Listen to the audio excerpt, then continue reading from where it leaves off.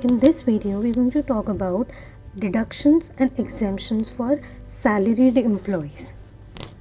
Now, before starting the video, I'll tell you the main reason that I'm making this video is because every time I keep on hearing this, especially salaried employees से कि जितनी भी salary हमें मिलती है, जितना भी income हमें मिलती है, a major portion of that goes under the taxation.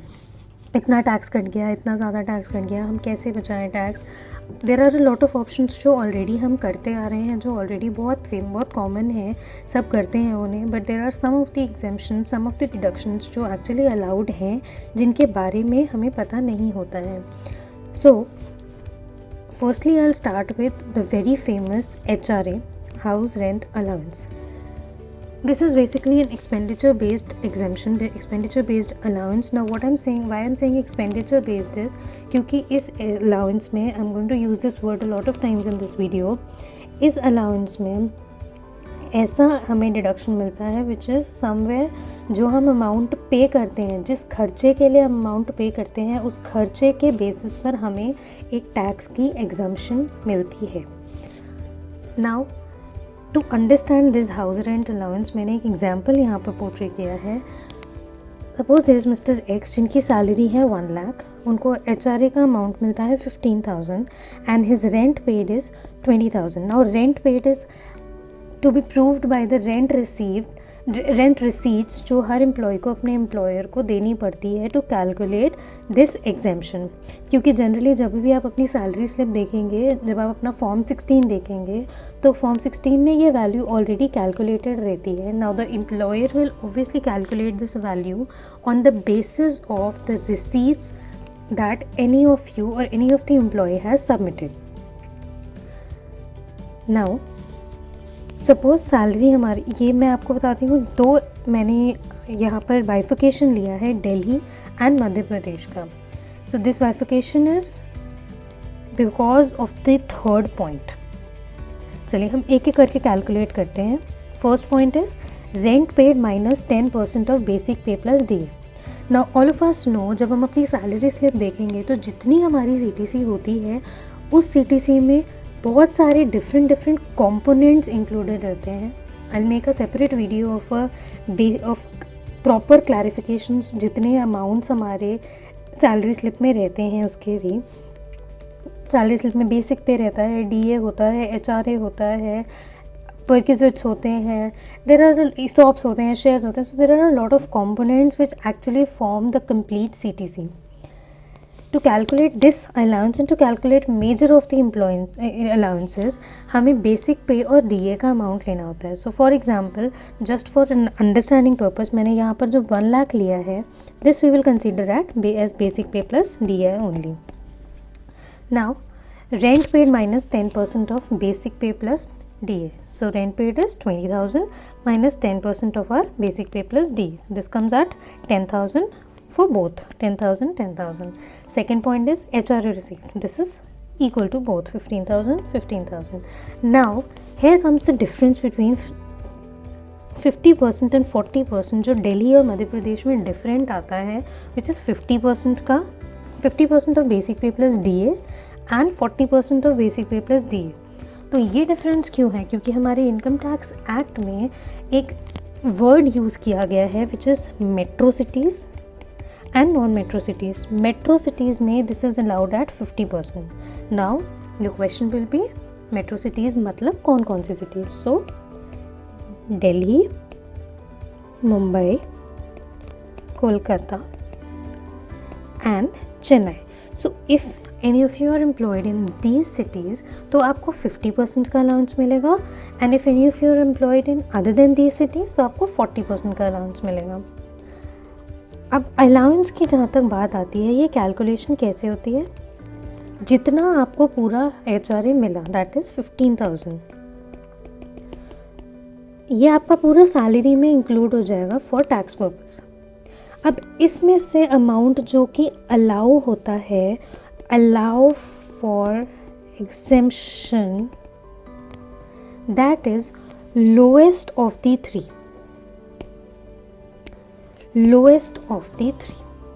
अब मेरा इस पॉइंट पे लोएस्ट क्या है? out of 10,000, 15,000, 50,000. The lowest point is 10,000. And of course इसमें भी 10,000 ही आ रहा है. So my allowed HRA for tax benefit is 5,000. ये 5,000 की वैल्यू है जिस वैल्यू पर मेरा टैक्स नहीं लगेगा. डेफिनेटली आपकी जितनी पूरी सैलरी है उस पर टैक्स तो लगता ही है, but if that salary include some amount of HRA, 15,000 का अगर इसमें अमाउंट HRA का इंक्लूडेड है तो instead of the complete salary 6,000 will be your tax liable amount, 10,000 will be your exemption amount. ये हो गई हमारी first point cover which is HRA. Now the second point is standard deduction. Basically जैसे मैंने आपको HRA में बोला that this is an expense based allowance. Standard deduction is not an expense based allowance. This is mainly for all the employees. ये एक standard amount हमारी salary में से डिडक्ट किया जाता है which is allowed to all the employees. Maximum amount is 50,000. So for example your salary is 10 lakh. इसमें से आपका चाहे कोई भी अलाउंस और एग्जाम्प्ट होना हो, आपको HRA मिलता है या नहीं मिलता, या आपको कोई परक्विजिट्स मिलते हैं या नहीं मिलते, this 50,000 will at any cost be deducted from this, क्योंकि ये एक अलाउड डिडक्शन है विदाउट कंसीडरिंग कि आपने कोई खर्चा किया है या नहीं किया है. This was an easy provision. Next comes deduction under section 80C, 80CCC, 80CCD1. So without confusing you all in section numbers, क्योंकि definitely वो हमारे लिए relevant नहीं है, but जो relevant है वो एक term है which is investments. Different investments हमारे लिए available हैं in the market. बहुत सारी तरह की investments हैं, whether that is mutual fund, whether that is FD या PPF, NPS, बहुत सारे आपने नाम सुने होंगे. कुछ investments, and this has to be very very clear that कुछ इन्वेस्टमेंट्स हैं जो कि हम 80C में क्लेम कर सकते हैं फॉर टैक्स डिडक्शन, बट कुछ इन्वेस्टमेंट्स ऐसी हैं जो कि हम क्लेम नहीं कर सकते हैं. So instead of putting that amount, before putting that amount in those investments, हमें ये देखना पड़ेगा, हमें ये चीज़ क्लैरिटी रखनी पड़ेगी कि क्या अमाउंट हम कहाँ डालें जिससे हमें कोई ना कोई टैक्स बेनिफिट मिले. If your purpose is tax benefit of course. Now अगर मैं 80C की बात करूँ, this is mainly for investments out of these sections. अब इन्वेस्टमेंट हम कहाँ कहाँ कर सकते हैं? लाइफ इंश्योरेंस, PPF, NSC यानी national saving certificate, repayment of loan.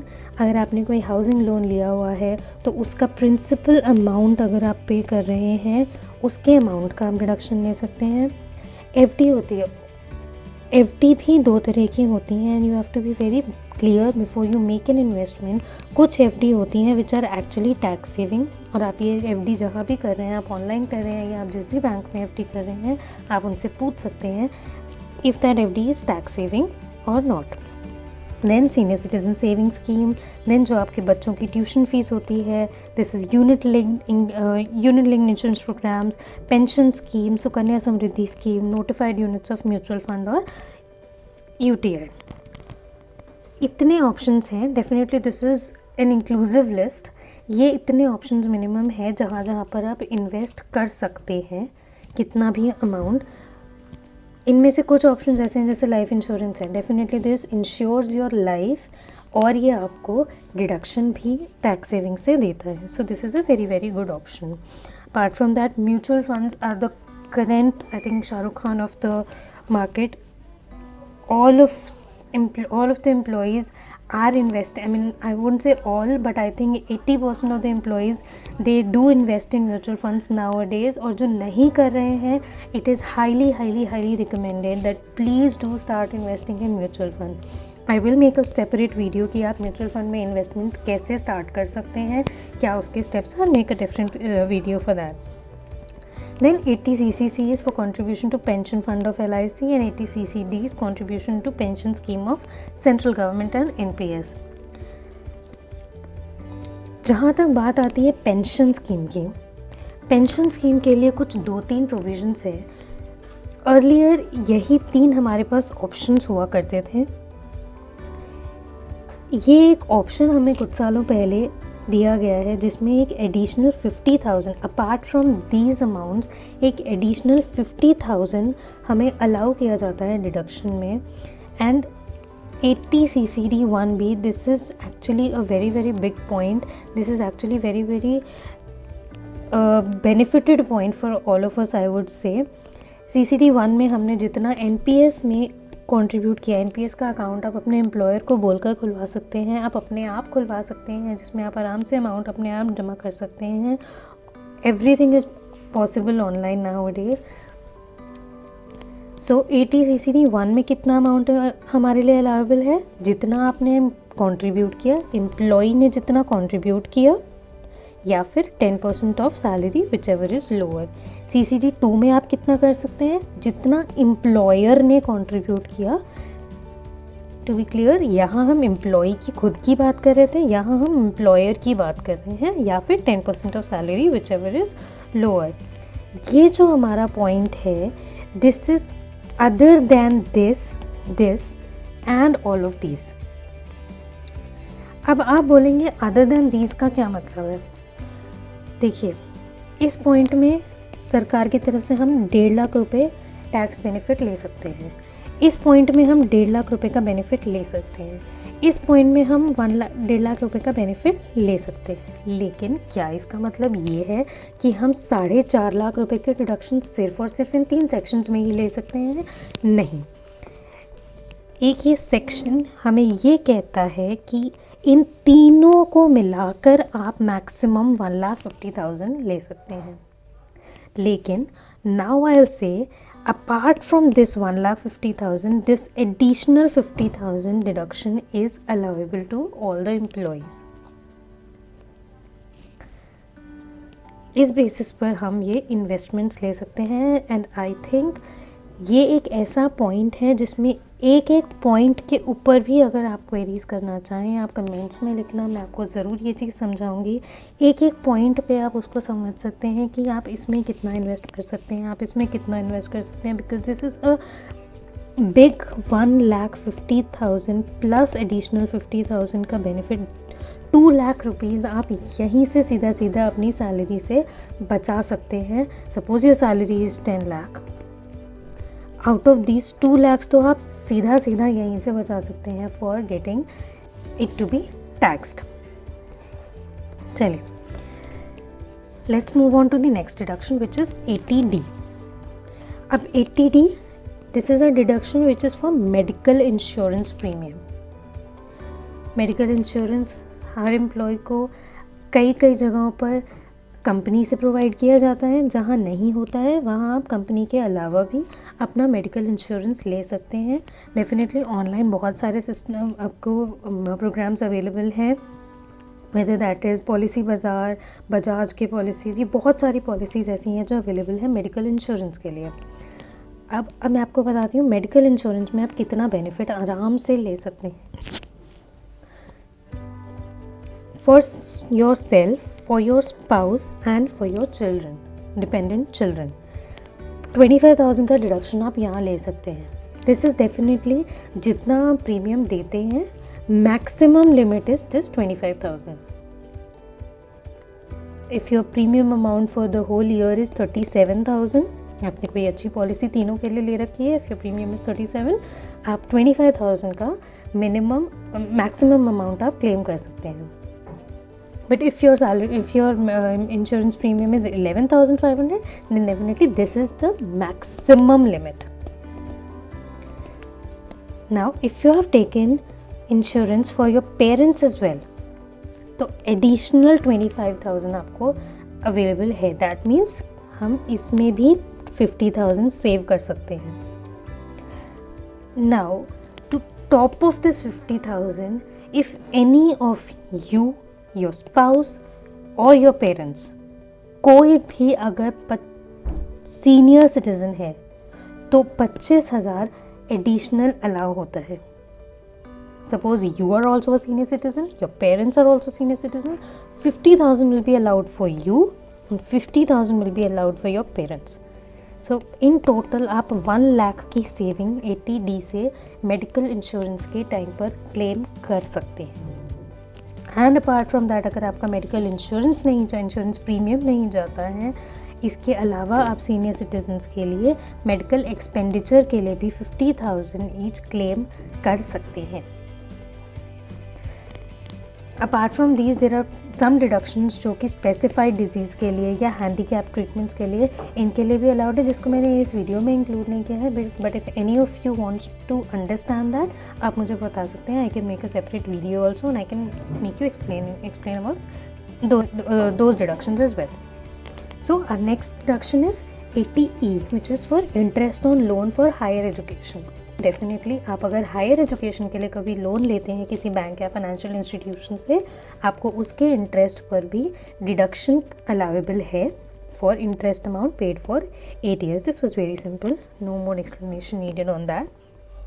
Then 80EE, deduction in respect of interest on housing loan. मैं आपको एक चीज़ और बताती हूँ, हमने हाउसिंग लोन की बात ऊपर भी कहीं करी थी. ध्यान रखिएगा, हमने ये बात 80C में रीपेमेंट ऑफ लोन की यहाँ करी थी, बट यहाँ हमने बात करी थी प्रिंसिपल की, प्रिंसिपल पेड. और यहाँ हम किस चीज़ की बात कर रहे हैं? Interest on housing loan.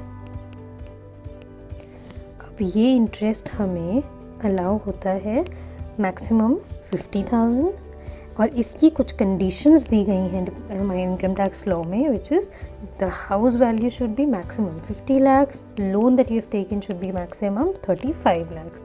इन दोनों के अलावा, यानी कि प्रिंसिपल जो हमने 80C में देखा और 80EE में जो हम इंटरेस्ट देख रहे हैं, इन दोनों के अलावा हम इंटरेस्ट की और डिडक्शन ले सकते हैं अंडर सेक्शन 24B अगर आपकी प्रॉपर्टी सेल्फ ऑक्यूपाइड है, तो उस केस में भी हम मैक्सिमम 2 lakhs तक की इंटरेस्ट की डिडक्शन ले सकते हैं.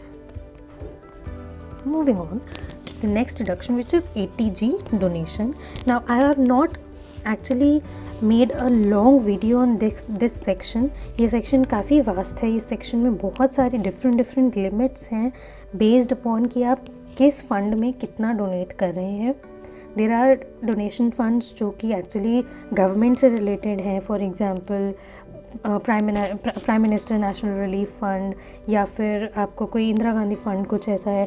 तो कुछ डिडक्शंस ऐसी हैं जो कि आपको 100% पेमेंट बेसिस पर अलाउड होती है. कुछ डिडक्शंस ऐसी हैं जैसे कुछ ट्रस्ट हैं, तो every trust is not liable to give a receipt कि आप जितना भी अमाउंट डोनेट करेंगे आपको 100% उस अमाउंट की डोनेशन मिलेगी, एग्जेम्पशन मिलेगी, ऐसा नहीं होता. So I have not made a very vast video on this section.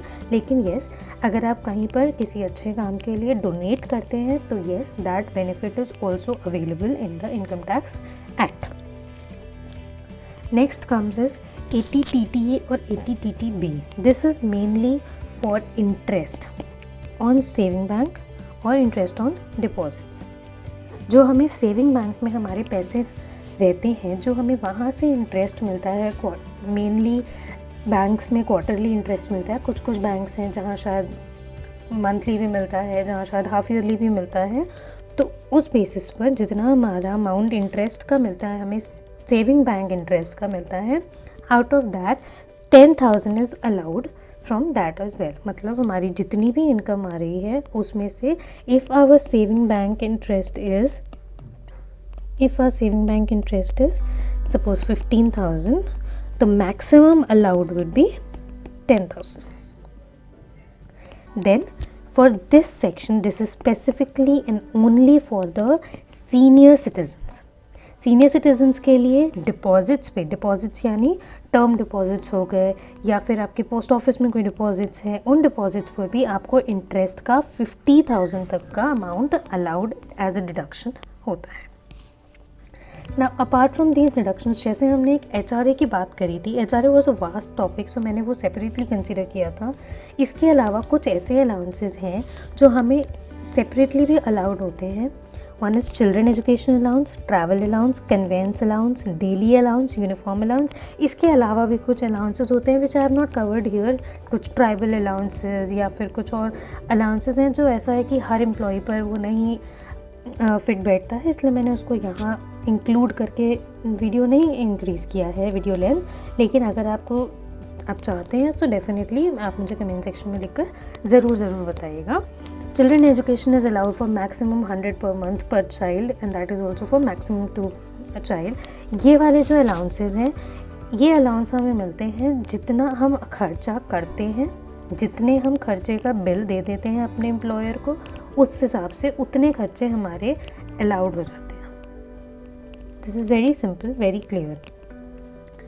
इसके अलावा there is one allowance, leave travel allowance. आप एयर से ट्रैवल करते हैं, आप ट्रेन से ट्रैवल करते हैं, आप बस से ट्रैवल करते हैं, हर केस में इनकम टैक्स में एक कैलकुलेशन मौजूद है जिसके बेसिस पर आप अलाउंस का अमाउंट कैलकुलेट कर सकते हैं। फर्स्ट पॉइंट सबका क्या है? Actual expense, actual expense, actual expense. अब एयर में क्या है? या तो आप एक्चुअल एक्सपेंस क्लेम करिए या तो आप एयर इंडिया का जो इकोनॉमी क्लास फेयर है, इनमें से जितना लोअर है that will be your allowable expenditure. उस अमाउंट को, अगर आप उस अमाउंट के आप बिल सबमिट करते हैं तो वो आपको टैक्स एग्जेम्प्ट हो जाएगा। For train first class railway account fair, for बस डीलक्स क्लास बस फेयर। इन सब के अलावा एक ये जो है, ये हमारा काइंड ऑफ हीरो है। देखिए, एक रिबेट मिलती है 87A में। सो this is not any allowance, कोई ऐसे एक्सपेंडिचर बेस्ड अलाउंस नहीं है, कुछ ऐसे डिडक्शन नहीं है, लेकिन इस अलाउंस से बहुत हद तक हमें फ़ायदा हो सकता है। बेसिकली तो ये अमाउंट हमें 12,500 का एक अलाउंस देता है, एक रिबेट देता है। Now I will tell you ये बेनिफिट किन किन लोगों को मैक्सिमम प्रोवाइड कर सकता है। फॉर एग्ज़ाम्पल, हमने मिस्टर एक्स लिया। फॉर एग्ज़ाम्पल, इनकी जो सैलरी है after all the components of salary, जितनी इनकी एक इनकम बनती है विच इज़ टैक्सेबल इनकम, इनकी 8 लाख बनती है। इसमें से मैं इनको कुछ डिडक्शंस दे देती हूँ। फॉर एग्ज़ाम्पल, इन्होंने कुछ लाइफ इंश्योरेंस पॉलिसी ख़रीद रखी है, इन्होंने पीपीएफ में पैसा जमा करा हुआ है, इन्होंने म्यूचुअल फ़ंड लिया हुआ है। इन सब को मिलाकर इन्होंने 1,50,000 का अमाउंट क्लेम कर रखा है। देन इन्होंने मेडिकल इंश्योरेंस प्रीमियम भी करवा रखा है, उससे भी इनके 50,000 बच जाते हैं, राइट। इसके अलावा इन्होंने और भी कहीं डिडक्शन करवा रखा है। फॉर एग्ज़ाम्पल, इन्होंने डोनेशन दे रखा है। इन सब चीज़ों को करने के बाद इनका अमाउंट सपोज आता है 5 lakh. Now I tell you कि ये हीरो क्यों है।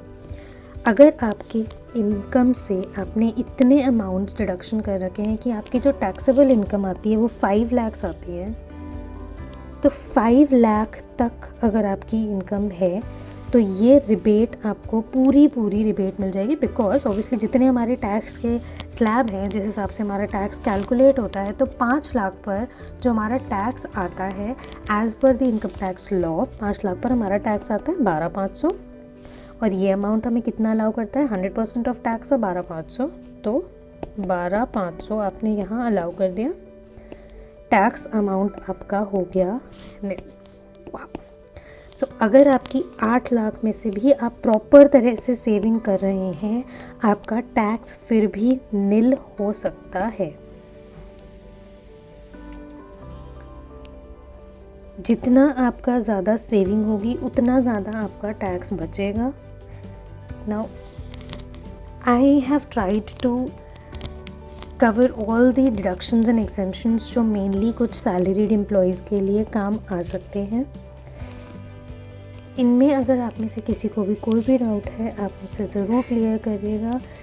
आप मेरे को कमेंट सेक्शन में लिखिए, मैं आपको ज़रूर रिप्लाई वहाँ पर दूँगी। और अगर कोई और ऐसा अलाउंस है जिसके बारे में आप जानना चाहेंगे, then also do let me know. So thank you everyone.